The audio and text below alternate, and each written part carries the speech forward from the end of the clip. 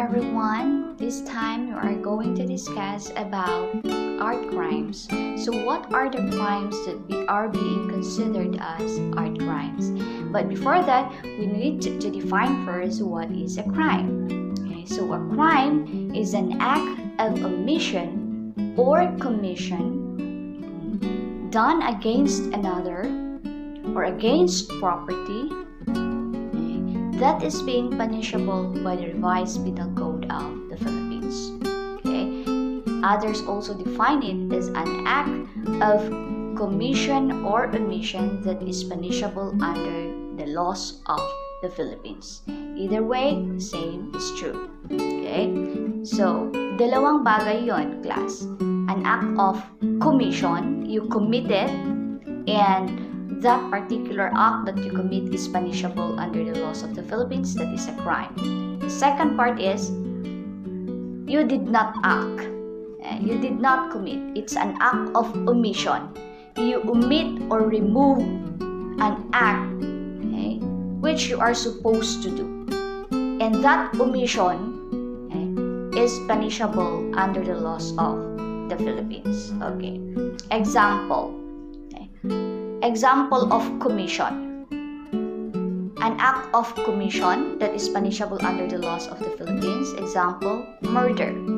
When killing somebody else is being defined and being penalized under the laws of the Philippines. It is even considered as a heinous crime. Okay? So that is a crime. Murder. Or killing someone else with intention. Now, what about an act of omission? Yung isa kanina, commission, commit. Ngayon naman, omit, omission. You remove, you did not perform something that you are supposed to do. Example, your brother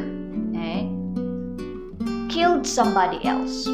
Your brother committed murder. So, pumatay siya ng isang tao, yung kapatid mo. Tumakbo siya papunta sa bahay nyo. He voluntarily divulged his murder, or his actions. So, nagsabi siya sa'yo, ate, kuya, nakapatay ako. Okay? At hinahabol ako ng mga pulis. So, those were the words of your brother who committed murder. Anong ginawa mo? You let your brother hide inside your room. Sinahabol ako ng mga pulis, ang ginawa mo, tinago mo siya sa loob ng kwarto mo. And then here comes the apprehending policeman. Tinanong ka, did you see your brother? Anong sinabi mo? Ang sagot mo, no. Is that the action that is expected from you? Yun ba yung dapat naggawin mo? Okay? Na inaasahan mula sa iyo? Okay. Well, you might argue with me na kasi ma'am, brother ko kapatid ko yun, so kailangan ko siyang protektahan. Pero bilang tao, let's say na hindi mo siya kapatid, bilang tao, yun ba yung inaasahan na magiging act mo dapat? Hindi ba? Hindi. What is expected for you to do is to tell the policeman where the person is. Na ikaw nga mismo dapat ang mag-surrender sa taong yun doon sa police kasi alam mo kung nasaan. That is the expected behavior that you should portray. Yun ang dapat na ina-expect na gagawin mo bilang isang citizen ng bansang Pilipinas. To help your policemen, their enforcers, to enforce the law. Okay? And helping them is telling them that you have seen the person and he is inside your room. Okay? But you omitted. Ayun, andun na yung omission, class. You omitted the act.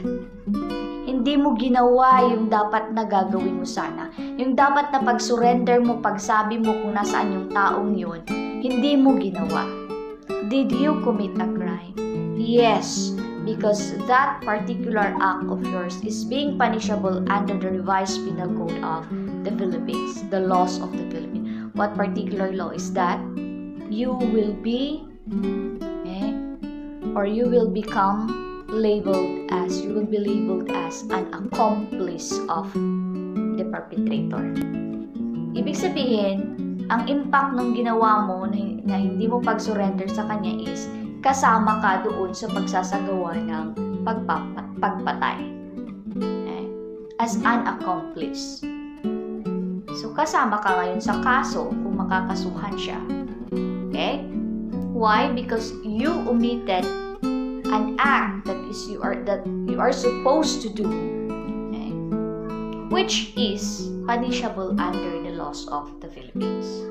Huwag muna tayong papasok doon sa i-argue nyo sa akin na, ma'am, syempre, sa defense of a relative yun. Well, tama kayo, pero wala tayo sa korte. Hanggang doon lang muna tayo sa facts on identifying what is an act of commission and an act of omission. So, both acts, okay, yung pagpatay at pagtatago mo doon sa taong pumatay are both punishable under the Revised Penal Code of the Philippines, and therefore, both of the acts are crimes. Okay? So, yun yung tinatawag nating crime. An act of omission and an act of commission that are punishable under the laws of the Philippines, particularly Revised Penal Code of the Philippines. Pero kung ang action na ginawa mo, okay, is not being punishable under the laws of the Philippines, then it cannot be considered as a crime. In Latin, sa College of Law, may tinatawag tayong Latin terms of the lawyers on that, and we call that nullum crimen nulla pena sine lege. Meaning to say, there is no crime where there is no law punishing it. Nullum crimen nulla pena sine lege. Okay? Nullum crimen pena sine lege. So, there is no crime where there is no law that is punishing it. Halimbawa, yung paninigarilyo. Okay? Yung paninigarilyo, alam natin, scientifically and medically, that it could lead to secondary, tawag natin dito, it could affect, okay, the secondary smokers. Secondary smokers ay yun yung nakikiamoy lang doon sa usok ng sigarilyo. Okay? So, halimbawa, si letter A or ikaw naninigarilyo ka, yung katabi mo na hindi siya naninigarilyo pero nakikiamoy siya doon sa usok ng sigarilyo mo, yun ang secondary smoker na tinatawag. At alam natin na scientifically, medically na sinasabi is yung secondary smoker, yung nakikiamoy doon sa usok ng sigarilyo mo is apektado ang kanyang health doon sa paninigarilyo mo. Okay? So, alam natin yung effect, bad effect. But, the act of smoking, okay, cannot be considered as a crime. Kung nanigarilyo ka in a public place, okay, wherein there are designated areas for smoking areas, hindi ka nag-smoke doon sa designated area, you violated an ordinance, a particular rule. Okay? That's only the violation. But it cannot be considered, or you cannot be considered as a criminal. Because in the first place, you did not commit a crime. Why? Smoking is not crime. Why is it not crime? Because that or the act of smoking is not punishable under the law of the Philippines. Wala namang nagbabawal or nagpapunish sa mga maninigarilyo under the laws of the Philippines.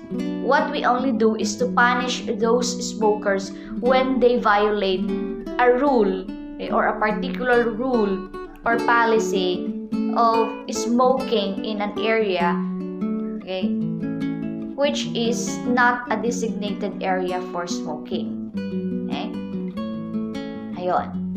Nakuha nyo? So, hindi siya crime, yung paninigarilyo. Bakit? Kasi wala namang batas ang Pilipinas nagbabawal, okay, doon sa paninigarilyo. Ang pinagbabawalan lang ng batas natin ay yung paninigarilyo sa public place kung saan walang nakadesignate na, tawag natin dyan, smoking area.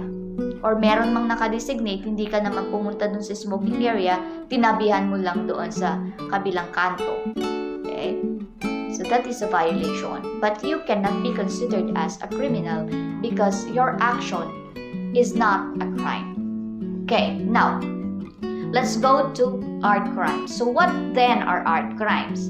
Ang tinatawag naman ngayon class na art crime is an act of omission or commission, okay, against works of art which acts are being punishable by laws or under the laws. Example, ito is an example of art crime in the whole aspect of society, hindi lang Pilipinas na situation. Looting. Ano yung looting? It is the act of stealing or taking of goods. Well, if you say art crime, taking of or stealing or taking of works of art, okay, during a military, political, or other social crisis, such as war and natural phenomena or disasters. Halimbawa, mayroong labanan or war between Philippines and China. Ang ginawa mo ngayon dahil alam mong busy lahat yung mga tao nakikipaglaban, instead na you defend the Philippines, what did you do is pumunta ka sa bahay or doon sa National Museum ng Pilipinas, kinuha mo, pinagkukuha mo lahat yung mga works of art na nakalagay doon. Okay? That is actually looting. Yun ang essence ng looting. It's an act of stealing work of art, okay, during social crisis. Yan lang. Okay? That is for you to differentiate it from what we call theft. Because the elements of theft and looting is almost the same. The only difference is the time or the period of performing the act of stealing. Kasi yung stealing without specific time, ito ay theft. Yung stealing naman on social or during social crisis, looting yon. Yan ang tinatawag na looting. So, remember that that I am telling you crimes that are common. Ito common or general na crime na alam natin at nakikita natin. Okay? But we consider them as art crimes when the object of that crime is a work of art or an artifact or intellectual creation. Halimbawa, yung looting, anong ninakaw mo? Nagnakaw ka nung panahon na may labanan or kaya may panahon ng bagyo. Bumabagyo na nga sa Pilipinas, okay? Nagnakaw ka pa. Tignan muna natin, your crime is looting, tama yon. Pero tignan natin kung art crime siya. Ano ba yung kinuha mo? Ano ba yung ninakaw mo? Kung work of art yung ninakaw mo, then that is considered as an art crime. Looting as an art crime. Okay? Pero kung hindi naman work of art, simple looting lang siya. Hindi siya art crime. It's just a crime but not an art crime. Okay? Now next, forgery. You know already what's a forgery. Okay? Forgery is making a work of literature, painting, sculpture, or object. Okay? I'm talking about forgery as an art crime, ha? Okay, because if you talk about forgery in general, pwedeng letters yan or kahit hindi works of art. But if you talk about forgery as an art crime, then you make a work of art, okay, appears to be the work of someone other than the genuine creator or genuine creator. Ibig sabihin, halimbawa, si Juan talaga ang nag-paint niyan. May painting si Juan. Okay? Ang ginawa mo ngayon is you took the painting, okay, and then you make it appear that it was you who made the painting. Ginawa mo siya na halimbawa, yung pangalan ni Pedro doon, pinalitan mo ng pangalan mo. Okay? So that is forgery. You forge this, or kaya naman, may painting ka, ang ginawa mo, nilagay mo yung pangalan ni Juan. Kasi alam mong sikat si Juan, bibilhin nila yon kahit yung totoo pala, hindi pala si Juan ang may painting niyan, kundi ikaw. Okay, that's forgery.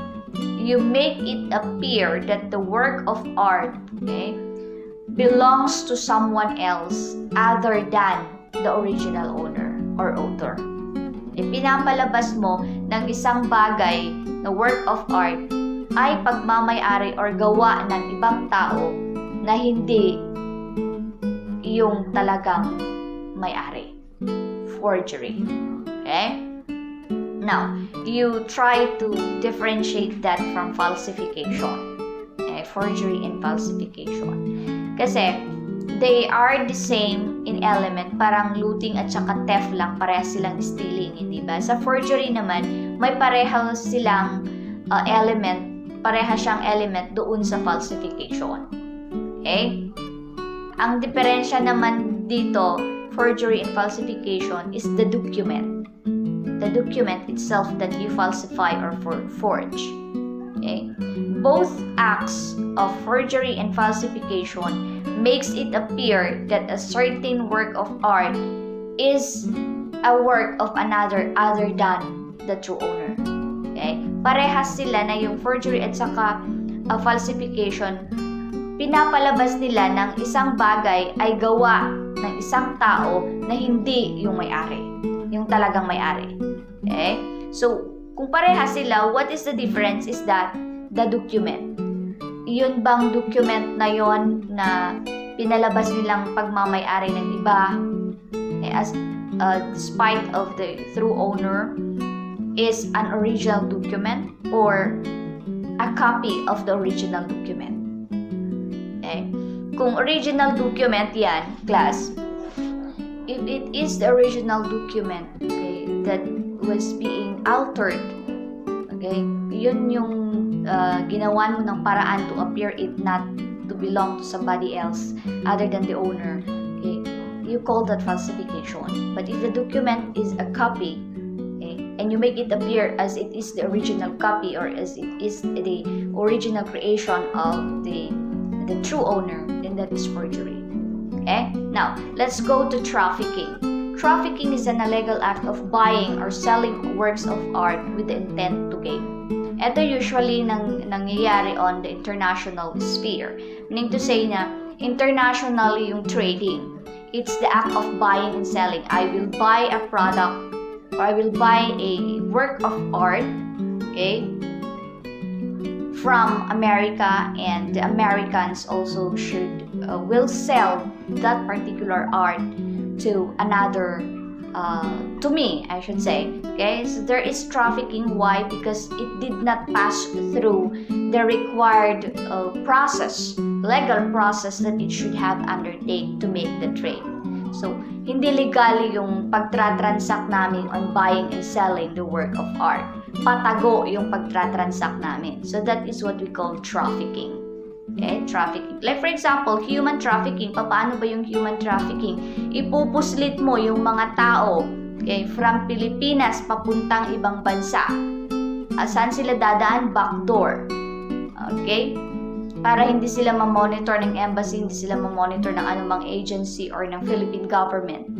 Okay? You intend to hide the transport of these people to another country. Human trafficking yon. Katulad din lang yan, class, if you talk about art. Okay? Art trafficking is when you buy or you sell, okay, works of art illegally, okay, without the Philippine or both governments of the two contracting parties. Okay? You hide it from the two governments, I should say. Yung hindi mo gustong ipanotice because of the legalities. So, illegal yung transaction, that is why it's called as an art trafficking. Okay? Now, let's talk about art crimes in Philippine setting. Okay? Art crimes in Philippine setting. First is theft. Pagnanakaw, alam na natin yan, uso yan, pagnanakaw. So, here, we do not have actually what we call art crimes. Sa Pilipinas, wala talaga tayong certain crimes na tinatawag nating art crime. Okay? We call them all as crimes in general, but we don't have any particular label of art crime. Unlike sa ibang bansa, class, na meron talaga silang tinatawag na art crime. Meron silang mga crimes enumerated or defined napasok sa tinatawag nating art crime. Okay? Sa atin, walang ganon. Okay? Basta ang nakalagay lang sa atin, theft. Theft is an act of commission by any person who has the intent to gain and without violence against our persons upon things and take a property belonging to another without the consent. Diba? Yung kukuha ka ng bagay na pagmamay-ari ng iba without using force, without intimidating, okay, on the owner. Okay? But you took it without the consent of the owner, that is theft. Okay? Because if you have or if you use, okay, force upon things or upon persons just to get a particular property belonging to another, okay, with the intent to gain, that is no longer theft, that is already robbery. Okay? So in theft, there is no force or intimidation exerted by the perpetrator. Okay? What he has is only the intent to gain and the act of taking the property without the consent of the real owner. Okay. However, it falls as an art crime if the thing taken was a work or is a work of art. Okay? Katulad ng sabi ko kanina, kung painting yon, kinuha mo, hindi mo sinabi sa may-ari, kinuha mo sa bahay nila, that is already theft. Theft as an art crime. Okay? Now, number 2 is arson. Okay, what is arson? It is the deliberate, malicious act of setting fire on property. Susunugin mo ang isang property. Anong purpose mo? Okay? Maybe ang purpose mo is pagnakawan mo muna bago mo sunugin, or you commit another crime. Okay? Or maybe you just wanted to burn something out of curiosity or out of your desire. Okay? Then the malicious act, right, and the intentional malicious act of burning that particular property is what we call arson. When does arson becomes an art crime? If ang purpose mo talaga is susunugin mo yung arts na nandoon sa loob ng bahay, but as a consequence, the whole house is being burned, okay? Then that particular act of arson becomes an art crime. Okay? So the intention should be against the work of art, and the fire is only a consequence. Okay? Halimbawa, National Museum, alam mo naman na ang nakalagay lahat doon are works of art or artifacts that is a manifestation or representation of the national identity of the Philippines. Pero anong ginawa mo? You set fire on the National Museum. That is already arson as an art of crime. Okay? Robbery. When you take things or property belonging to another with force or intimidation and intent to gain. Okay? Yung sabi ko kanina, pag halimbawa, nagtabi kayo ikaw at yung kasama mo nagkatabi. Ang ginawa mo, kinuha mo yung wallet ng kasama mo without his knowledge, without his permission. Hindi mo naman siya binugbog, hindi mo naman siya finorce, kinuha mo lang kasi alam mong may pera yon with intent to gain ka. Kasi nung purpose mo na kukunin yung wallet to get the money inside the wallet. Hindi ba? So that is theft. Pero once na ang ginawa mo to get the wallet is tinutukan mo siya ng kutsilyo at sinabi mong akin na yung wallet mo, that's hold up na tinatawag natin, that's a robbery. Because you exerted violence, you exerted force and intimidation against the person who owns the property that you wanted to take. Okay, that is the difference between theft and robbery. But other elements are already the same. Okay. Malicious mischief also. Malicious mischief is the deliberate act of causing any damage to the property of another, not falling within the terms of the other chapters such as the theft and robbery and arson. So meaning to say, Na ito yung wala ka naman talagang intention, gusto mo lang siyang asarin. Okay? Ginagawa mo lang, palagi mo lang dinadamage yung mga works of art niya. Asar ka lang siguro o naiinggit ka, ang ginagawa mo araw-araw yung wall niya na kung saan may painting doon sa wall niya or graffiti, ginagawa mo is ni-sprayhan mo siya or you vandal it. Okay? You committed vandalism against the work of art. Why? None. Just trip mo lang o kaya gusto mo lang siyang arasarin or inggit ka sa kanya. Okay? So, araw-araw ginagawa mo yun. That falls on what we call malicious mischief. Okay? For as long as all the theft, arson, robbery, and malicious mischief is directed against a work of art, then you consider these crimes as art crimes. Okay? But if the object of these crimes are not works of art or artifacts, then they cannot be considered as art crimes, but labeled as simple crimes only.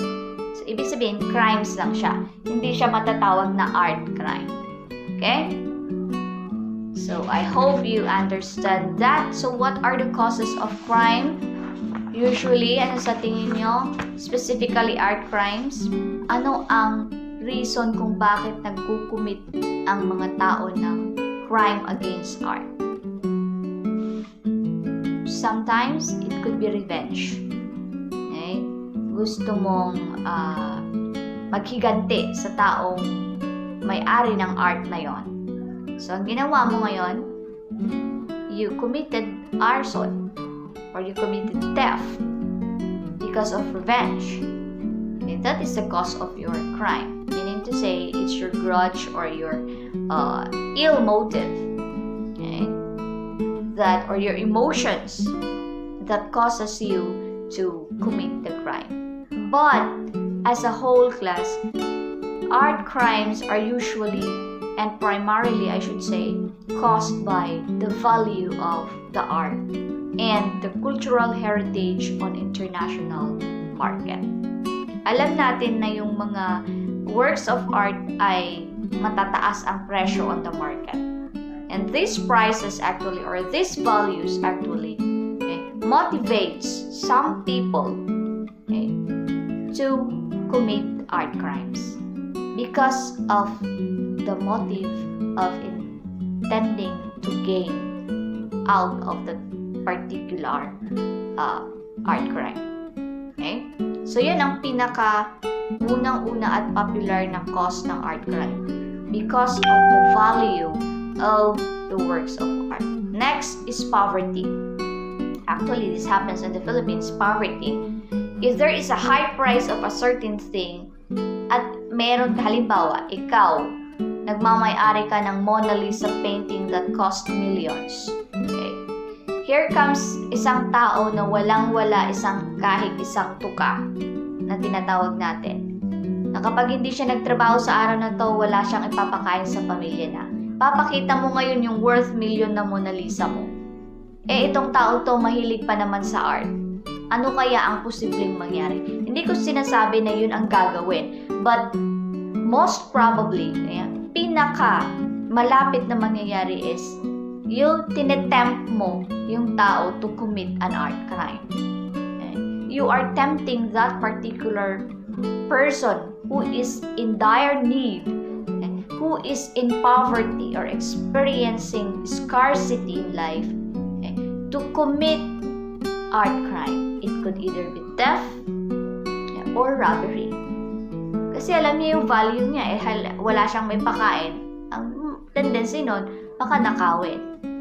Okay? Next one, vice. Bisyo. Ang tao, natitrigger yung temptation, natitrigger yung ugali ng isang tao, okay, because of the vice. Halimbawa, wala ka ng pera ng panggastos doon sa bisyo mo. Especially kung ang bisyo mo is drugs. Okay. So, ano ang tendency niyan? Usually, yung tendency niyan, maghahanap ka ng paraan para magkaroon ka ng pera na pambili para doon sa bisyo mo. So, anong gagawin mo pag wala kang pera? Tendency is you might commit an art crime. Could be stealing, could be robbery. Okay? For as long as there is an intent to gain. Okay.